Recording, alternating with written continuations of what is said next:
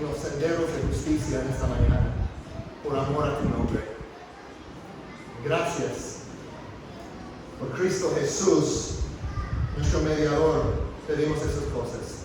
Amén. Amén. Pues les invito a abrir sus Biblias, si no lo han hecho, a 2 de Pedro, capítulo 3. Si no traes Biblia, ahí atrás, Álvaro y Ana tienen Biblias adicionales que pueden darte a usar, o si no traes Biblia, si no tienes una Biblia, podemos regalarte una de esas Biblias hoy también para que tengas el tesoro que Dios nos ha dado, que es su palabra. Vamos a estar en este pasaje de 2 de Pedro 2, perdón, 2 de Pedro 3, versículos, comenzando en el versículo 1.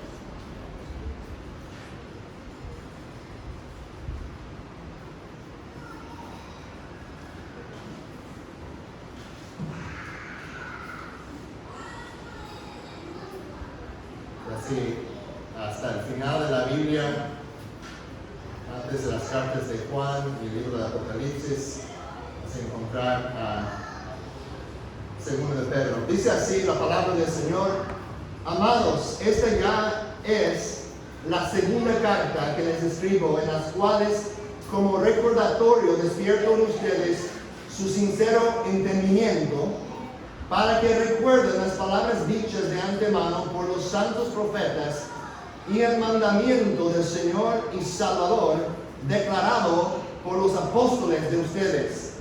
Ante todo, sepan esto, que en los últimos días vendrán burladores con su sarcasmo, siguiendo sus propias pasiones y diciendo: ¿dónde está la promesa de su venida? Porque desde que los padres durmieron, todo continúa tal como estaba desde el principio de la creación. Pues cuando dicen eso, no se dan cuenta de que los cielos existían de hace mucho tiempo, y también la tierra, surgida del agua y establecida entre las aguas por la palabra de Dios, por lo cual el mundo de entonces fue destruido, siendo inundado por el agua. Pero los cielos y la tierra actuales están reservados por su palabra para el fuego, guardados para el día del juicio y de la destrucción de los impíos. Versículo 8.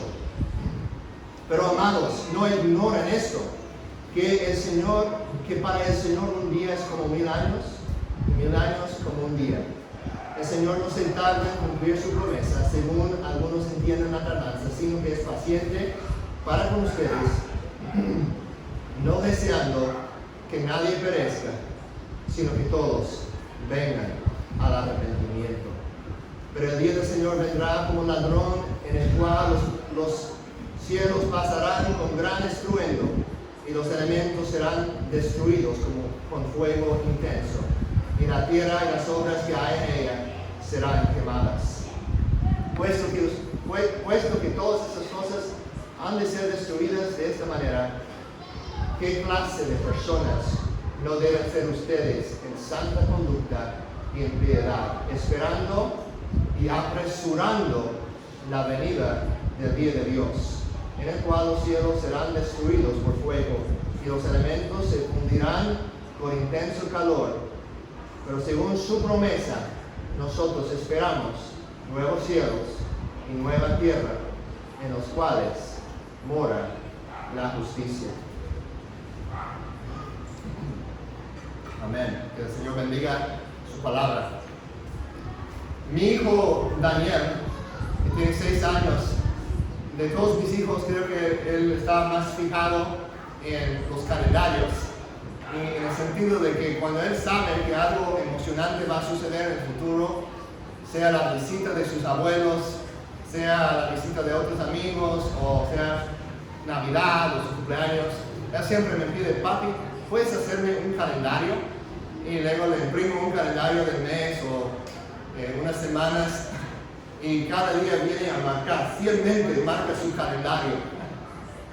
Pone un X ahí, ¿no? Una tacha ahí en el día, y luego él va contando: ahora son 50 días, ¿no? Hasta que llegan mi grandpa y grandma, mis abuelitos, ¿no? Ahora son 30 días y va avanzando poco a poco, marcando su calendario. Y entonces, pienso que Él nos da un buen ejemplo de lo que está hablando este pasaje. Este pasaje nos habla de que debemos ser este tipo de personas en cuanto a la venida del Señor, en cierto sentido. Porque nosotros sabemos que no sabemos la fecha en que Cristo va a regresar. Jesús mismo dijo que nadie sabe el día ni la hora de su venida. Pero que debemos estar anticipando en este pasaje, apresurando también la venida del Señor. Entonces debemos ser, como mi hijo Daniel, viviendo cada día, pensando en esa cosa que viene en el futuro. Aunque no sabemos la fecha, no sabemos si va a ser en 10 años, en 100 años, no sabemos. Pero debemos estar viviendo cada día a la luz de esa promesa. Debemos tener muy en cuenta la promesa que Dios nos ha dado sobre su venida y confiar que sus tiempos y sus planes son buenos y perfectos. En eso es como si tuviéramos que resumir toda esta porción de la Escritura, podríamos decirlo así. Debemos tener muy en cuenta la promesa que Dios nos ha dado sobre su venida y confiar que sus tiempos y sus planes son buenos y perfectos. Y antes de que avance más, quiero comentar que Santiago me ayudó. Nosotros preparamos este mensaje juntos, porque en la clase de predicación le tocó a él dar este mensaje. Trabajamos juntos en eso, entonces algunas de las frases aquí también vienen de él, de nuestro tiempo juntos, así que no quiero tomar el crédito del trabajo de Santiago. Entonces me ayudó a formar ese resumen de ese pasaje. Vamos a leer una vez más. Debemos tener muy en cuenta la promesa que Dios nos ha dado sobre su venida y confiar que sus tiempos y planes son buenos y perfectos. En su amor por los creyentes, Pedro les acaba de advertir sobre los falsos maestros. ¿Por qué pasa todo un capítulo hablando de los falsos profetas y los falsos maestros? Parece como algo muy negativo. Pero notamos en este capítulo que varias veces, creo que son 4 veces, que Pedro les llama amados, amados, amados, amados, mis hermanos y hermanas amados, ¿no? Él los ama y quiere que estén advertidos, que estén en guardia contra las artimañas del enemigo, contra la astucia de falsos maestros que entran en secreto a engañar y distraer a los creyentes. Entonces, les recuerdo la importancia de la promesa que Dios le da, ¿no? En contraste con la falsa enseñanza, en contraste con la falsa profecía, ahora les habla de la verdadera profecía. Eso es lo que vemos en los primeros versículos. Habla de la palabra que han recibido de Jesús, de los apóstoles y de los profetas del Antiguo Testamento.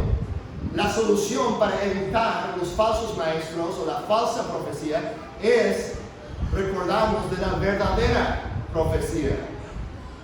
Estuve pensando en una ilustración. Hagan de cuenta, ¿no?, que una mamá envía a su hijo a la casa de su abuela. Y en esta historia, así como un cuento de hadas, podemos decir que en el camino hay muchos peligros, ¿no? Hay lobos feroces, hay estanques donde podría caerse en el lodo y hay cocodrilos y hay muchos peligros. Hay gente mala también que puede tratar de agarrar a su hijo en el camino y robarlo, secuestrarlo. Entonces la mamá, porque ama a su hijo, le da instrucciones muy específicas de cómo llegar a la casa de su abuela. Y dice: hijo, si te quedas en este sendero angosto, si te quedas en esta brecha, ¿no?, este camino estrecho, no vas a tener ningún problema. vas a poder evitar todos sus peligros.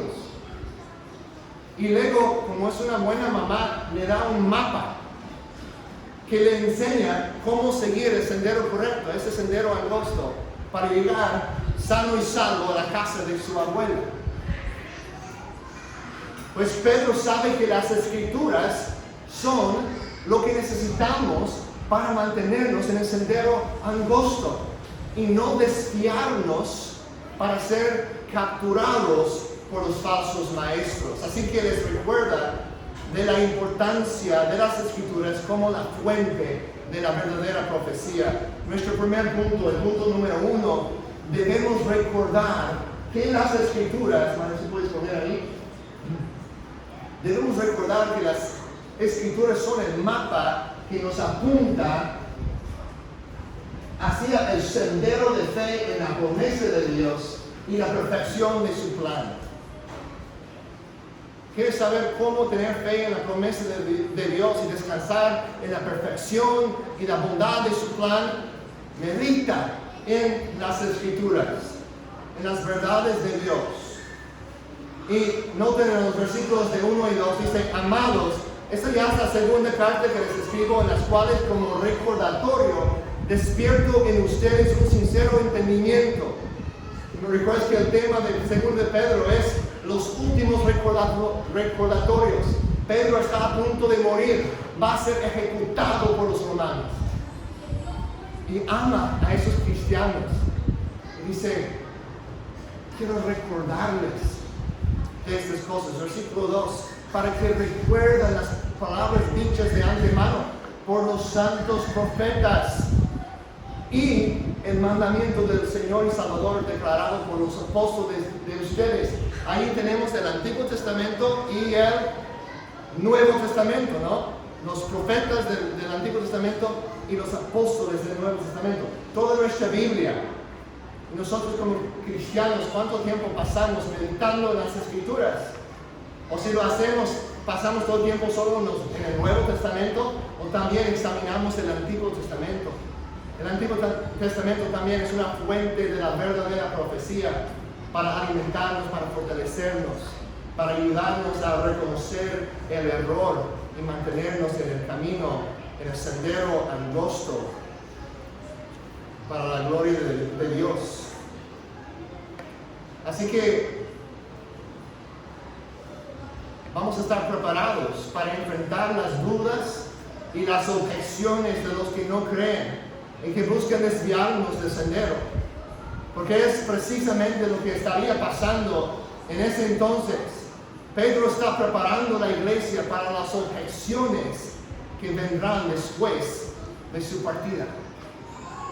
Los apóstoles han muerto y todavía Jesús no ha cumplido su promesa. Las personas van a estar diciendo, después de la partida de Pedro, después de que muera Pablo, muy pocos apóstoles todavía, solo queda Juan, ahora ya de la vejez muere Juan. Jesús no ha regresado todavía, como ellos dijeron. ¿Qué onda? ¿Qué pasa? ¿No? Fue un mentiroso Jesús. Entonces, esas son las objeciones que vendrían. Nota en los versículos de 3 a 4. Ante todo, sepan esto, que en los últimos días, y ahora tenemos que entender, y prediqué un mensaje sobre eso hace como 6 meses, lo pueden buscar en nuestro canal de YouTube, definiendo el tiempo de los últimos días. Muchos creen erróneamente que la frase en la Biblia, los últimos días, siempre refiere quizás a los 20 o 10 o 5 años antes de la segunda venida de Jesucristo.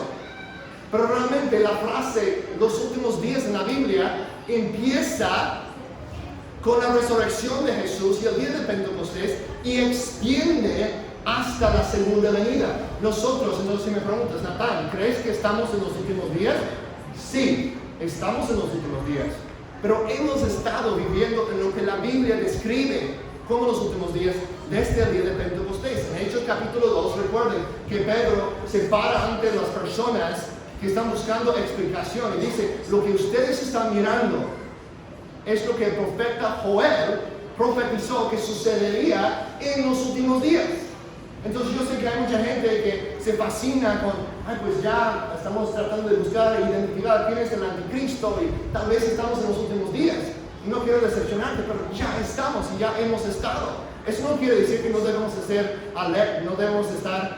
alerta, sí, debemos estar en guardia, pero también debemos definir los términos como la Biblia los define, no según como las ideas populares de maestros que se enfocan mucho en cosas a veces en detalles que ni se encuentran en la Biblia. Entonces necesitamos entender que cuando Pedro dice que en los últimos días vendrán burladores con sarcasmo, siguiendo con sus propias pasiones, que eso sucedió ya en el primer siglo. Después de la muerte de Pedro, ya había falsos maestros que se levantaron a decir, a burlarse de los apóstoles, a decir, ¿dónde está la promesa de su venida? Pedro está advirtiendo no solamente a nosotros, sino a su audiencia original. Un principio importante en interpretar las Escrituras. Y algo que ha sido desafiante para mí, ¿no? Porque cada uno de nosotros crecemos con ciertos conceptos, ¿no? Con ciertas ideas sobre la Biblia, algunas buenas y algunas malas, algunas erróneas. Porque ningún pastor, ningún maestro es infalible, solo la Biblia es. Entonces siempre tenemos que estar reformándonos por las Escrituras. Siempre queremos estar dispuestos a cambiar nuestras ideas, nuestras doctrinas, nuestras prácticas a la luz de lo que entendemos de las Escrituras. Entonces, es importante, un principio muy importante para la interpretación de la Biblia es esta. Si no tuvo sentido para la audiencia original, si nuestra interpretación no tuvo sentido para las personas del primer siglo, porque Pedro está escribiendo a personas que vivían hace 2000 años. Si nuestra interpretación de este pasaje no habría tenido ninguna relevancia para ellos, entonces probablemente nuestra interpretación está equivocada.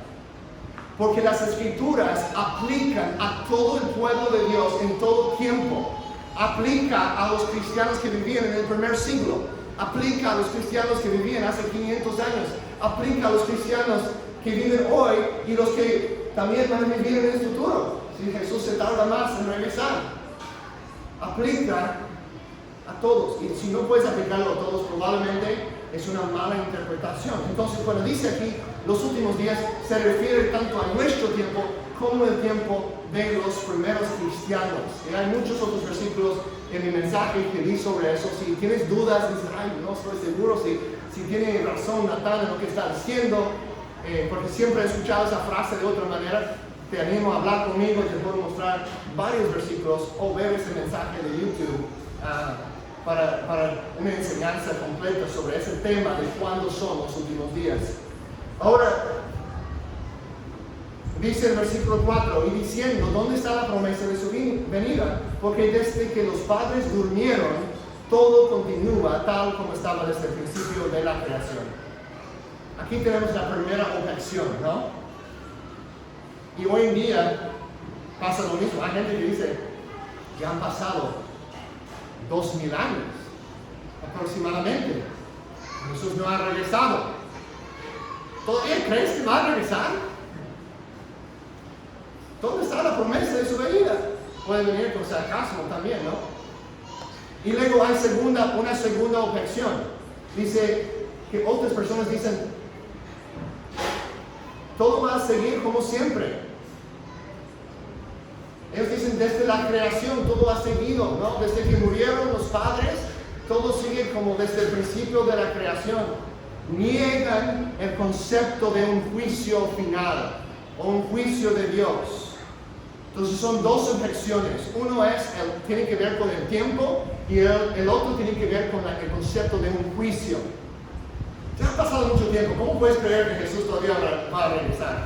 ¿Y realmente piensas que Dios va a juzgar a las personas?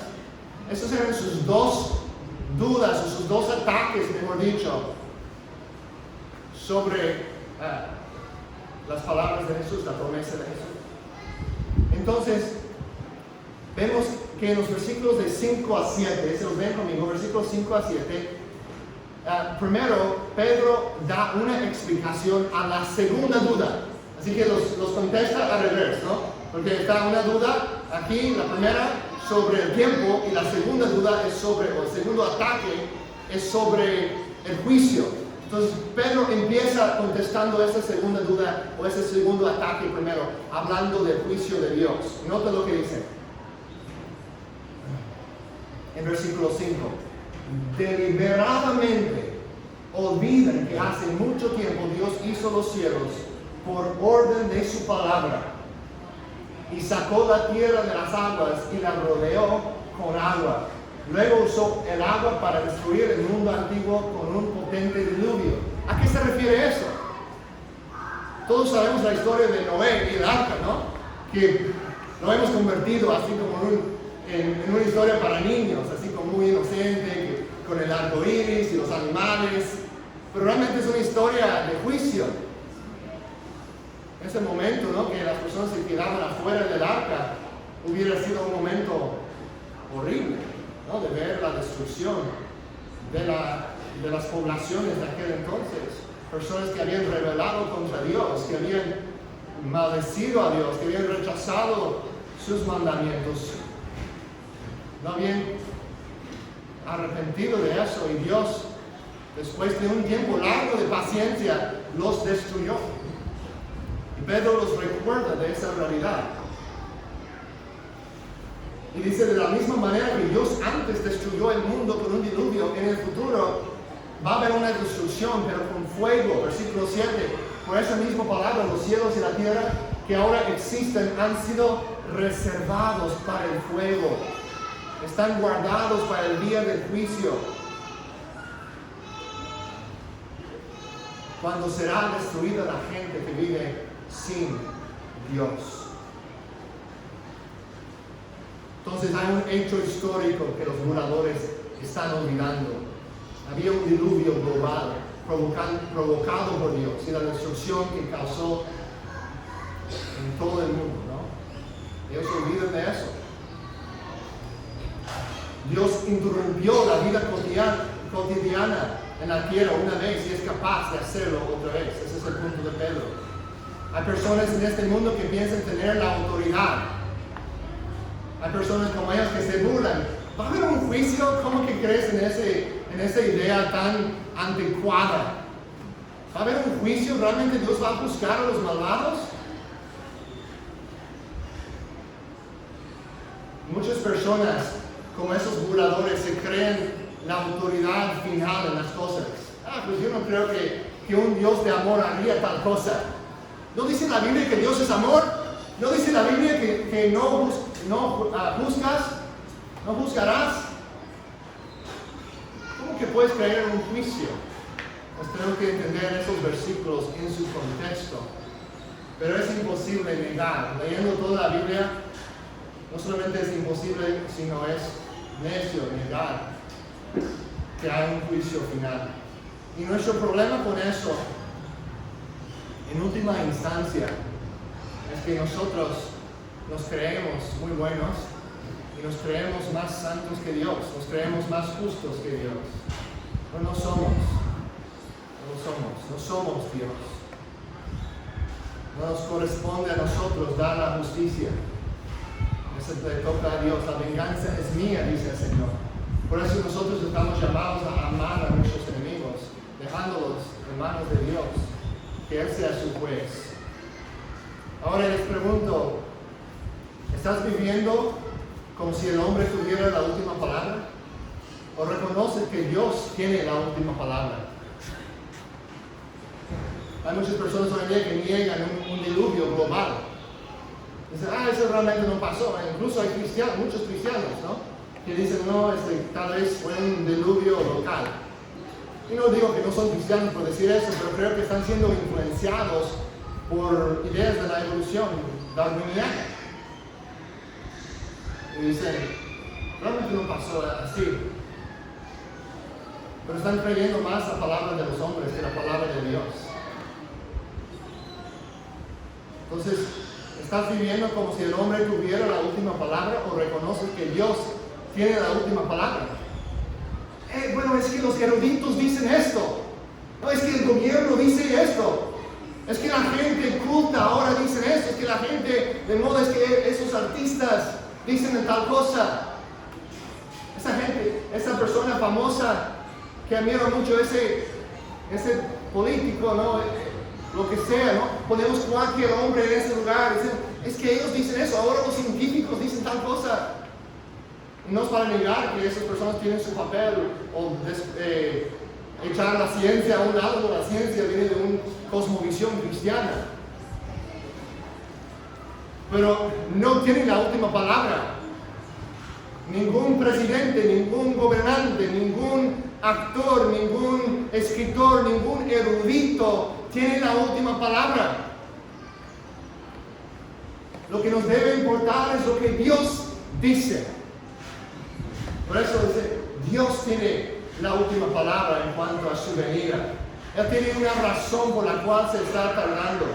Esa es la segunda explicación, contestando el primer ataque, que tiene que ver con el tiempo o el retraso, ¿no? El aparentemente tardanza de su venida. Pedro ahora en los versículos de 8 a 9 empieza a contestar esa duda o ese ataque de los burladores. ¿Sí me están siguiendo? Ya contestamos la primera duda, ahora ya estamos, la segunda duda, ahora vamos a regresar a la primera duda, que tiene que ver con la tardanza. Desde nuestra perspectiva, parece que Jesús se ha tardado en venir y traer ese juicio. Número 3, el punto número 3. Debemos recordar que los tiempos y planes de Dios reflejan su corazón y su carácter. Los tiempos y los planes de Dios reflejan su corazón y su carácter. Que no seamos ignorantes como los burladores, recordando que Dios es eterno y lo que se ve como tardanza para nosotros realmente es una expresión ¿de qué? Es una expresión de su amor, de su paciencia, de su misericordia, para poder darnos la oportunidad de arrepentirnos. Versículo 8, pero amados, no ignoren este hecho, que para el Señor un día es como 1000 años, y 1000 años como un día. ¿Qué quiere decir esto? Quiere decir que Dios está fuera del tiempo. Dios no está limitado. Él es eterno. El tiempo no ha existido para siempre. ¿Saben eso? El tiempo, como lo conocemos, ese concepto del tiempo, si es un concepto creado por Dios. Dios existe eternamente. Es difícil para entender eso porque siempre hemos vivido atrapados en el tiempo, ¿no? Como un pez que siempre vive en el mar, tratando de explicarle lo que es sentir mojado. No entiendo eso, porque es la realidad normal de toda su vida. Es lo mismo tratar de explicar a nosotros cómo es existir fuera del tiempo. Pero Dios es eterno, Él ha existido eternamente y un día para Él es como 1000 años. Y 1000 años como un día. Y dice el versículo 9, el Señor no se tarda en cumplir su promesa, según algunos entienden la tardanza, sino que es paciente para ustedes, no queriendo que nadie perezca, sino que todos vengan al arrepentimiento. Imagínense, algunos de ustedes, tal vez aquí, en tu corazón, quizás de labios por afuera dices, sí, soy cristiano, sí creo en Jesús. Pero en tu corazón dices, pues todo eso de la Biblia, muy anticuada, ya escucho a otros filósofos o escucho a otros comentarios de personas que sigo en Instagram o en las redes sociales y sí tiene mucho sentido lo que están diciendo y realmente dudo que Jesús va a regresar. Todo eso tal vez ayuda a ciertas personas, pero si hubiera regresado, si iba a venir, ¿por qué no ha venido ya? Yo creo que todo es como un cuento de hadas. Es bonito y toda la historia, bueno, las partes de amor, pero esas partes de juicio y eso de la tardanza de Jesús, pues ya realmente no creo eso. Tal vez tú estás diciendo eso en tu corazón ahorita. Tú lo sabes. Tal vez nadie más lo sabe, pero tú lo sabes. Y te digo en esta mañana, Dios se está tardando porque te ama. y quiere llevarte al arrepentimiento, quiere darte la oportunidad de arrepentirte. El respiro que tú tienes ahorita es un regalo de ti. Él lo podría quitar en cualquier momento, pero hoy, esta mañana, por su misericordia y en su paciencia, te ha traído a este lugar, porque no quiere que nadie perezca, más que todos vengan al arrepentimiento. Dices, ¿qué es el arrepentimiento?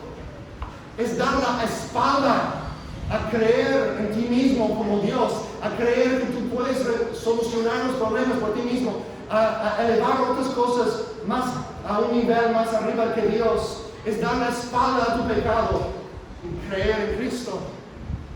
Dar la espalda a esas mentiras y creer en el Dios verdadero, y creer que Jesús fue enviado por su Padre para morir en la cruz por ti. Que Jesús es el único mediador entre Dios y los hombres, el único camino a la salvación. Él es el camino angosto.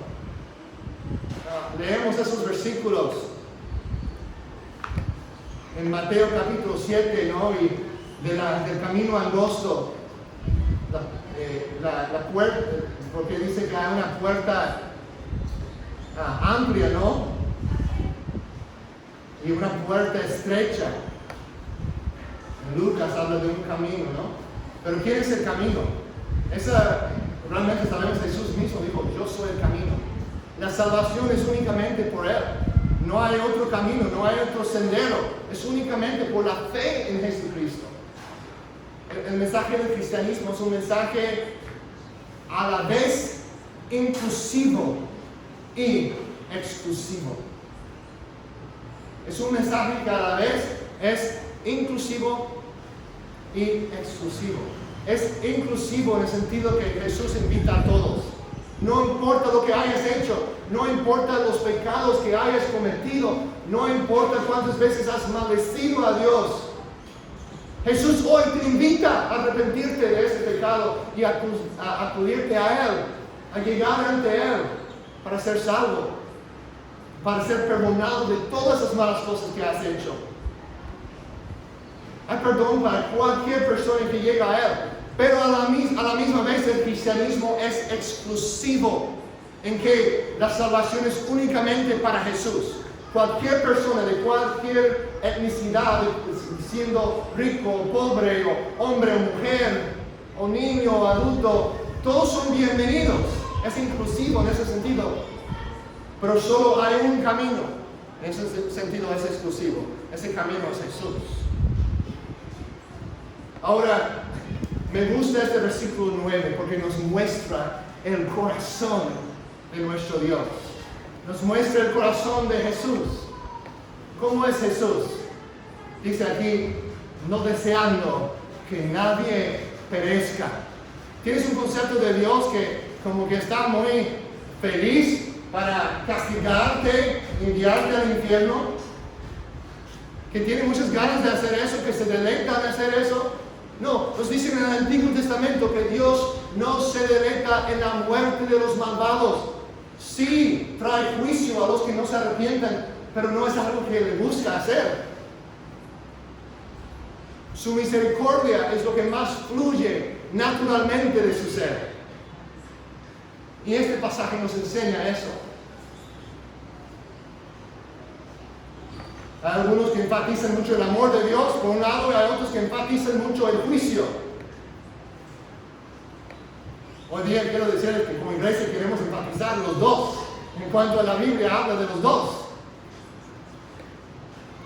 Aquí vemos el corazón. Nunca debemos pensar que enfatizando el amor de Dios estamos como siendo como predicando un evangelio light, un mensaje así medio ligero. No, la Biblia habla de un Dios lleno de misericordia, que abunde en el amor, que es paciente, es lento para la ira. Entonces vemos aquí el corazón de Dios. Cristo no ha regresado porque Él desea salvar a muchas personas todavía. ¿Crees que este es el corazón de Dios? ¿Crees que es el corazón que Él tiene para ti? Hoy, esta mañana. Ahora, Mateo 7, lo vamos a ver aquí en la pantalla. Mateo 7, Jesús dice, entren por la puerta estrecha, porque ancha es la puerta y amplia es la senda que lleva a la perdición. Y muchos, noten esa palabra muchos son los que entran por ella. Pero estrecha es la puerta y angosta la senda que lleva a la vida. Y pocos, noten la palabra pocos son los que la hallan. Ahora, al primer vistazo, este puede parecer como una contradicción con lo que acabo de decir. Ahora, ya definí un término aquí que es importante para que nosotros entendamos que el camino o la puerta, Jesús dijo, yo soy la puerta. Jesús dijo, yo soy el camino. Sabemos que la puerta es estrecha porque es solamente por medio de Jesús, exclusivamente por Él. En ese sentido, es una puerta estrecha. No te toca elegir, pues yo quiero ir con el hinduismo acá. Yo quiero ir acá con esta otra creencia de la nueva era, o esa creencia de mis antepasados. Jesús es el único camino. Eso no es justo, dicen algunos. El problema es que esos otros dioses no son capaces de salvar a nadie. Puedes seguirlos si tú quieras, pero no te van a salvar, no son capaces de salvar. Jesús es el único que murió en una cruz para pagar el precio del pecado del mundo. Solo hay salvación en Él. Es como les he dado la ilustración, ¿no? De que si tú estás nadando aquí en el mar, ¿no? Sales mucho y empiezas a ahogarte y ves a dos personas en la playa, dices, ahí está Benjamín y ahí está Mario, ¿no? Y dices, pues me cae muy bien Benjamín, así que, Benjamín, ayúdame, socorro, ven a salvarme, estoy ahogándome. Pero Benjamín sí sabe cómo nadar muy bien, pero vamos a imaginar que en esta historia Benjamín no sabe cómo nadar. Y Mario sí es un excelente nadador, ¿se dice, verdad? Sabe cómo nadar muy, muy bien. Y la persona dice, y yo estoy ahí y digo, no, tienes que gritar a Mario.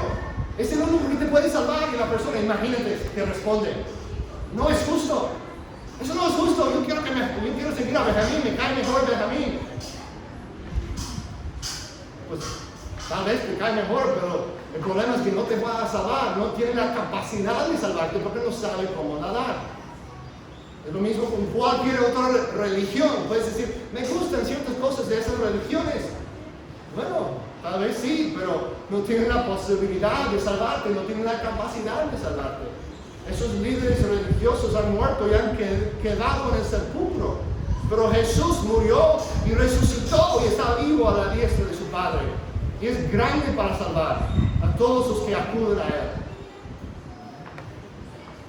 Ahora, aquí estos versículos parecen, como digo, una contradicción en el sentido de que dice que muchos van a entrar por la senda que lleva a la perdición y que muy pocos, dice, van a hallar la senda que lleva a la vida. Pero tenemos que interpretar este pasaje junto con los demás pasajes y en su propio contexto. En muchos otros pasajes vemos que la Biblia habla de muchas personas llegando a la salvación. Vemos en Apocalipsis capítulo 5 y capítulo 7, no lo tengo en la pantalla, pero en esos dos capítulos vemos que hay gente de todas las naciones, de toda tribu, de toda lengua, de toda nación ante el trono. Habla de grandes multitudes. Ese es el corazón de Dios. Eso encaja con lo que yo entiendo del corazón de Dios. Ahora, solo tenemos que avanzar un poquito más aquí en el pasaje de Mateo 8, de Mateo 7, solo yendo al capítulo 8. Aquí dice, al oírlo Jesús se maravilló, dijo a los que le seguían, en verdad les digo que en Israel no he hallado en nadie una fe tan grande. Está hablando de un gentil que tiene fe en Cristo para sanar. Y dice, y les digo que vendrán, noten la palabra, muchos del oriente y del occidente, o sea, de las naciones, y se sentarán a la mesa con Abraham, Isaac y Jacob en el reino de los cielos. Solo unos versículos después de que Jesús dice que muy pocos van a entrar, Él dice que van a venir muchos.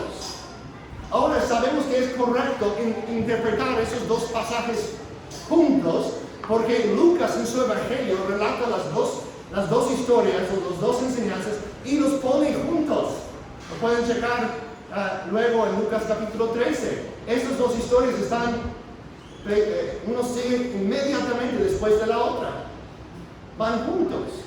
Quiere decir que es clave para interpretar a Mateo 7, la puerta angosta, es clave verlo a la luz de Mateo 8 y muchos llegando de entre las naciones. Yo antes tenía una visión más pesimista del futuro del cristianismo, en parte por tener un concepto erróneo de los últimos días, en parte por no entender este versículo en su contexto, en parte por entender algunos versículos también en Mateo que realmente se refieren a la destrucción de Jerusalén en el 70 después de Cristo, y pensar que esos versículos aplicaban a la segunda venida. Y por varias razones yo tenía una actitud más pesimista de la salvación de las personas en el mundo.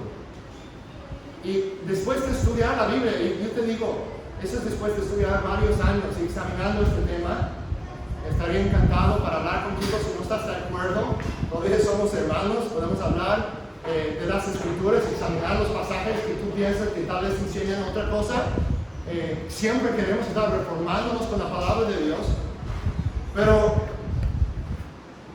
yo estoy convencido de que aunque siempre va a haber persecución, siempre va a haber sufrimiento para el cristiano, que hemos tragado un mensaje demasiado pesimista del futuro como cristianos, viviendo siempre muchas veces, son los últimos días. A veces son los cristianos que ya casi abandonando sus áreas de influencia en la sociedad, porque dicen, pues el mundo es como un barco y se va a hundir, así que brincamos del barco. ¿Por qué vamos a tratar de invertir en la educación? ¿Por qué vamos a tratar de crear instituciones que pueden glorificar a Dios a largo plazo por 4 o 5 generaciones? A veces cristianos se burlan o abandonan esas cosas porque dicen, pues ya seguro Jesús va a regresar en cualquier momento, así que no ponemos atención a esas cosas. Yo digo que ya no estoy de acuerdo con eso. Pienso que nosotros sí debemos vivir cada día a la luz de su venida, pero también invertirnos en la sociedad alrededor de nosotros, con una confianza que Dios quiere salvar a muchos, no solamente a pocos. Ahora, dices, Natán, ¿cómo puedes encajar eso con ese versículo en Mateo 7? En Mateo 7, quiero que contestemos algunas preguntas. ¿Con quién está hablando Jesús en el contexto inmediato? En Mateo 7, ¿quién es su audiencia? Los judíos, ¿no? ¿Y cuáles judíos? Está hablando con todos los judíos en todos los tiempos. ¿Quién es su audiencia inmediata? ¿Cuáles judíos? Los que vivían en su tiempo, ¿verdad? Los que estaban vivos, obviamente, durante la vida de Jesús en la tierra. Entonces, tenemos dos puntos muy importantes, contextuales, para interpretar lo que quiere decir Jesús cuando dice que muy pocos van a entrar. ¿Con quién está hablando? Con los judíos. ¿Con cuáles? Con los de su tiempo. Ahora les hago la pregunta, ¿cuántos de los judíos del tiempo de Jesús entraron? ¿Muchos o pocos? Muy pocos. Muy pocos. Y unos versículos después, Jesús habla de las naciones y dice, muchos vendrán del occidente y del oriente. Es una visión optimista del avance del evangelio a todas las naciones. Y es lo que estamos viendo hoy en día, que el evangelio está avanzando. Hay más cristianos en el mundo hoy, un porcentaje más grande de cristianos que nunca jamás en la historia. Dices, pues hay muchos problemas, hay mucha persecución en algunos lugares. Sí es cierto, no estoy negando eso. Pero Dios está avanzando su reino. ¿Qué dijo Jesús? No lo tengo en la pantalla. ¿Recuerdan cuando en Mateo 16 Él dijo, edificaré? ¿Qué? Edificaré mi iglesia y las puertas del Hades no prevalecerán contra ella. Y yo digo que hay muchos cristianos que creen que sí van a prevalecer contra ella. Creen en una escatología de derrota, de fracaso, que cuando Cristo regresa a la tierra va a regresar unos pocos 5 cristianos aquí. Hay algunos que casi tienen esta perspectiva. Pero Jesús dijo, edificaré a mi iglesia y las puertas del Hades no prevalecerán contra ella. No puedo encajar eso con una visión del futuro pesimista. Yo sé que van a tener preguntas sobre eso, porque muchos, incluyéndome a mí, hemos escuchado otras cosas. Quizás no todos hasta un extremo muy pesimista, pero veo que todo eso encaja con el corazón de Dios aquí. No quiere que nadie se pierda, no quiere que nadie perezca, más que todos vengan al arrepentimiento. Bueno, esta perspectiva optimista, les quiero decir algo. Yo sé que dicen, Natán, estás contradiciendo al pastor que yo tenía como joven, o estás contradiciendo lo que otros predicadores que he escuchado dicen. Les quiero decir que algunos de hecho, tal vez la mayoría, o por lo menos un gran porcentaje de los cristianos en el pasado, en los últimos 2000 años de la historia de la iglesia, han creído en una visión optimista del avance del evangelio. Grandes predicadores como Carlos Spurgeon tenían una visión optimista del avance del evangelio. Los puritanos tenían una visión optimista de lo que Dios podría hacer conquistando naciones, no con la espada, sino con la espada del Espíritu, con la predicación del evangelio. Y ha sucedido. Vemos en la historia que hay naciones enteras que se han convertido a Cristo. Escocia en un tiempo experimentó un gran avivamiento en todo el país. Hawái, las islas de Hawái también en un tiempo experimentaron una conversión enorme de todas esas islas al cristianismo, hasta que el gobierno decía que en su constitución que reconocían al Dios creador como la autoridad sobre su país. Jehová, usaron el nombre de Jehová en su constitución.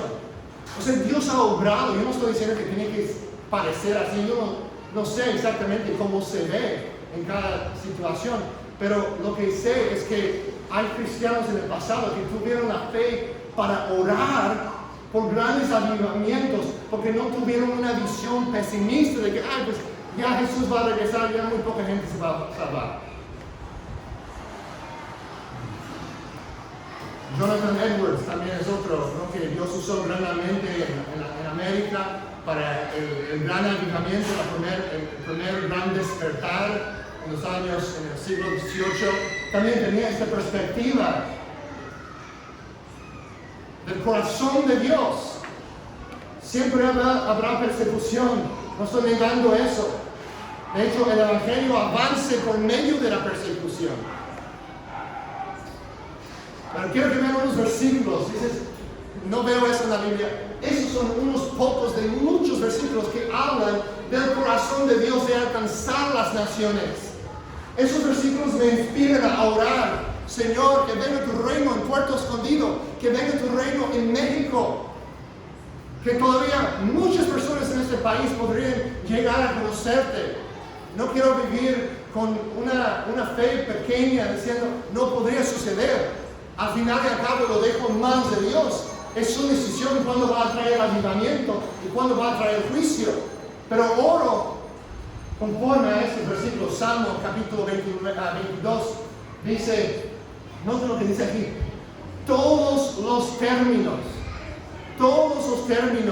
de la tierra se acordarán y se volverán al Señor, y todas las familias de las naciones adorarán delante de ti. Porque del Señor es el reino y el gobierno, y Él gobierna las naciones. Se ve como un lenguaje muy específico, ¿no? Todos los términos de la tierra. Nota Malaquías 1:11. Malaquías 1:11. Porque desde la salida del sol hasta su puesta, mi nombre será grande entre las naciones, y en todo lugar se ofrecerá incienso a mi nombre, y ofrendas puras, porque grande será mi nombre entre las naciones, dice el Señor de los ejércitos. ¿Tú crees que eso va a suceder? Eso no ha sucedido todavía, pero la Biblia dice que va a suceder, que las aguas, como las aguas cubren el mar, la tierra va a ser llena de la gloria del Señor. Y no hay desacuerdos entre cristianos de cómo y cuándo, pero creo que debemos vivir a la luz de esas promesas también. Bueno, mucho más que me gustaría compartir, y sin lugar a dudas, a la luz de ustedes tendrán preguntas o otras opiniones, pero vamos a examinar las escrituras juntos. Mi pregunta y la aplicación de esto que es importante para nosotros es esto: reconociendo el corazón de Dios para las naciones y para las personas. ¿Identificas con eso? ¿Te identificas con eso? ¿Es tu corazón para las personas?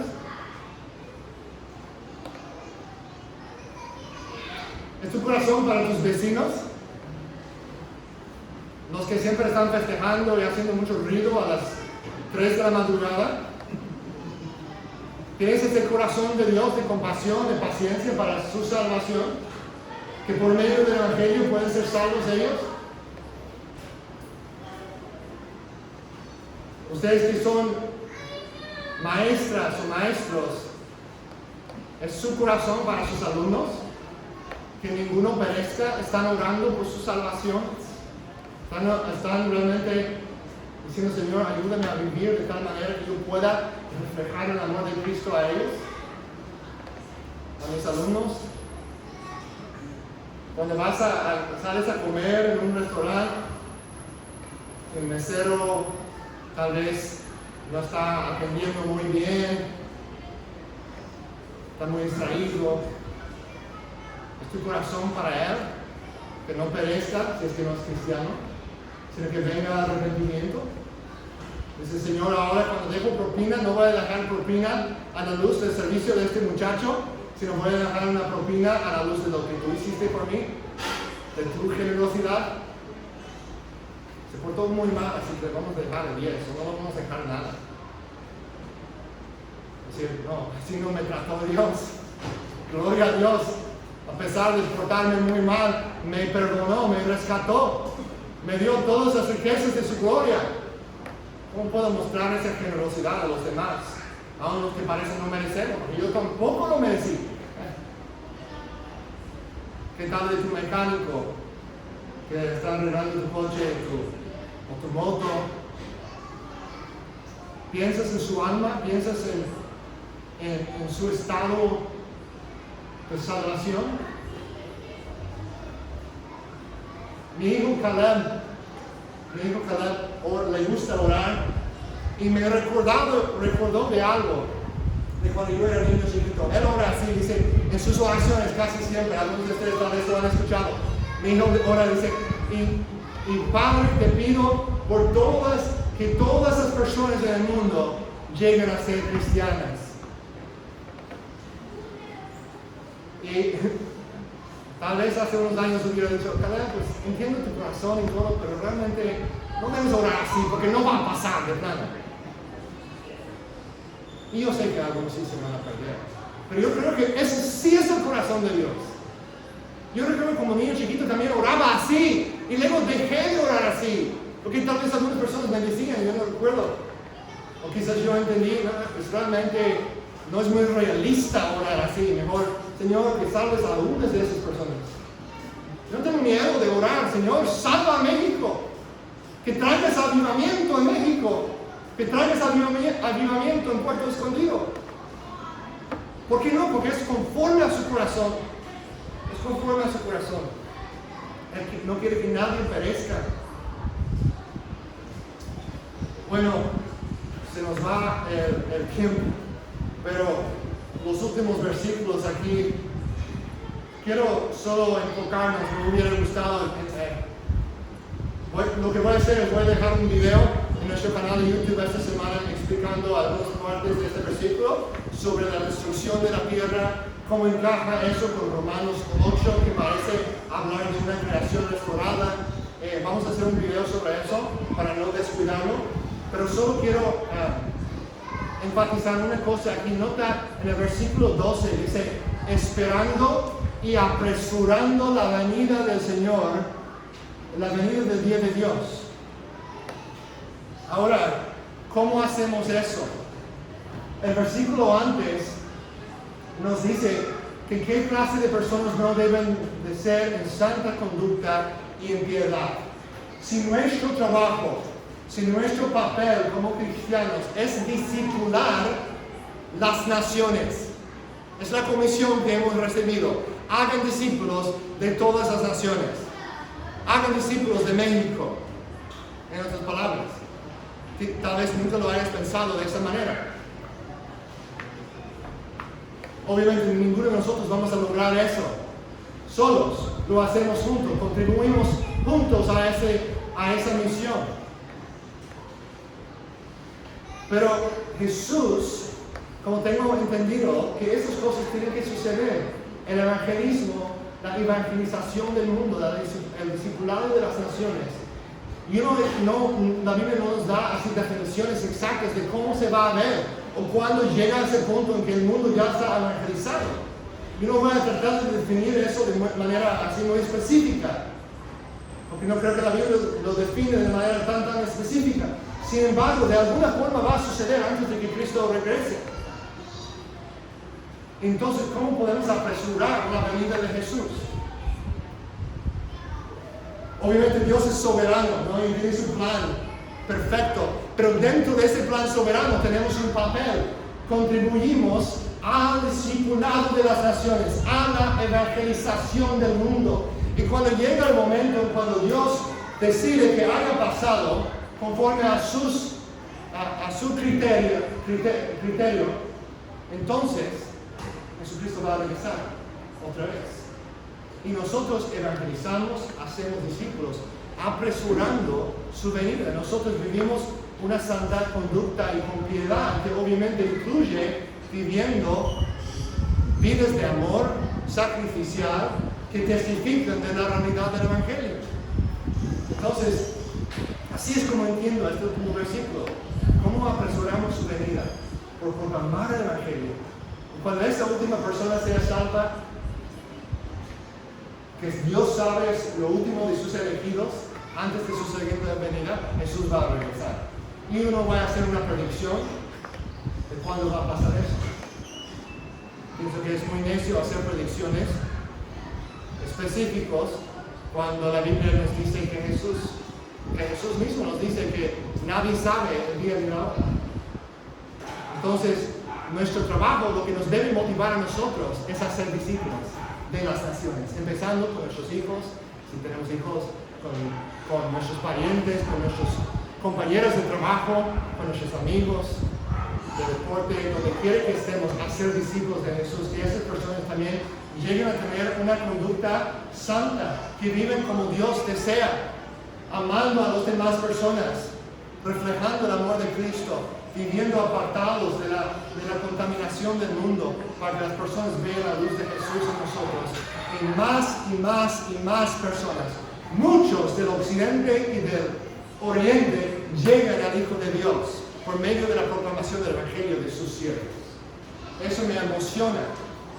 Yo quiero trabajar hacia esa meta para la gloria de Cristo, por su gracia. Padre, gracias por estos recordatorios. Gracias por la visión que tú nos das, de que tu corazón es grande, y aunque los judíos, muchos de ellos, la mayoría de ellos, de tu generación, Jesús, te rechazaron, sabemos que incluso la Biblia dice que antes de tu venida, todo Israel va a ser salvo, va a haber avivamiento entre ellos también, y muchos van a entrar en aquel día. Así que ayúdanos a no usar eso como un pretexto para la inacción, sino a ser motivados para proclamar tu evangelio, para vivir en santidad y así apresurar tu venida. Padre, gracias te damos. Gracias por salvarnos del juicio que merecemos. Y otra vez, Señor, te pido que si hay alguna persona aquí que todavía se encuentra con esas dudas en su corazón o con esas burlas, que hoy día, Señor, experimenten esa convicción de tu Espíritu Santo y que vengan a ti, Padre. En el nombre de Jesús. Amén.